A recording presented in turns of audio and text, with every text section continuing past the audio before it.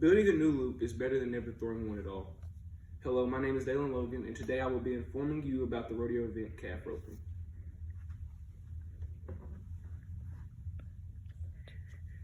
Main points we'll be covering today will be where the event originates from, the materials used in this, and how it is used in the world today.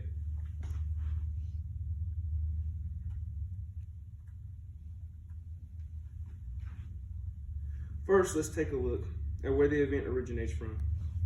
Many people don't know or have any idea about the event, but I'm here to inform you about that today.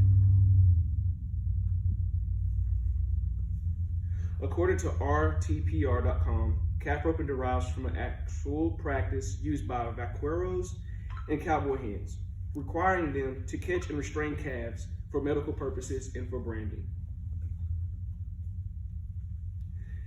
Cowboys' hands not only took pride in their speed of restraining calves, but also started to place small bets and have contests in order to see how fast they were doing it. The process involved throwing a rope with a loop over the head and onto the neck of the calf, also around the hind legs. This was a popular event in the early days and still is to this day.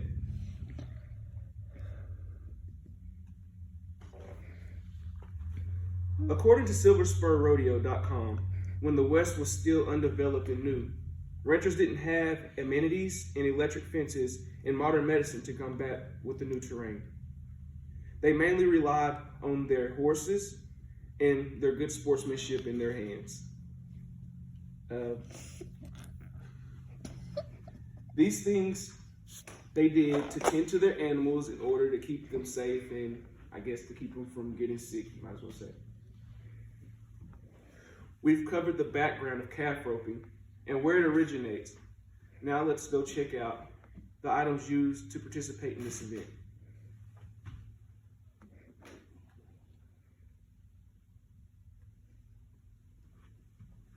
Based off my experience with this event, you would use a calf rope, a roping horse, a roping saddle, a bridle, and boots in order to keep your horse's feet safe.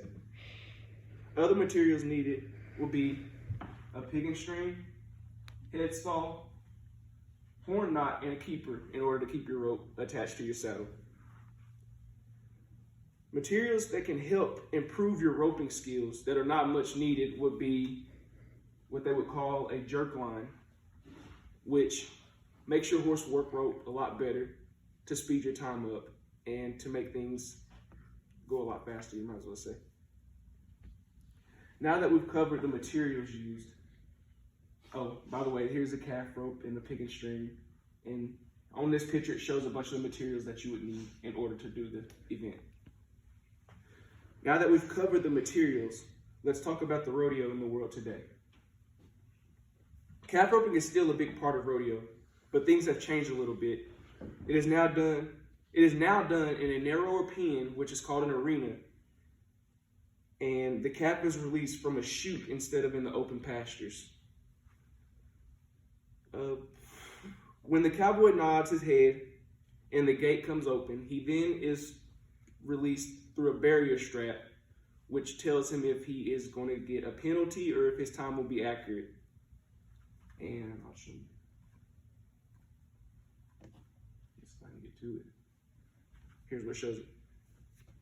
After reading an article on Britannica, I understand that the roper horse is held behind the barrier. The roper calls for his calf and then is released from the barrier strap. And if he breaks the barrier, he is then given a 10-second penalty. If not, he is good. And then after that, once he ties the calf's hind legs, he is then given 6 seconds to wait in order to get a qualified time. If the calf kicks up before then, he's disqualified. In the speech, we've covered all the main points and where it originated from, the materials used, and how it is used in the world today. Things change, but it's still calf roping, and it is what it is. The years of practice make the difference between hard and impossible, and we just have to keep pushing through.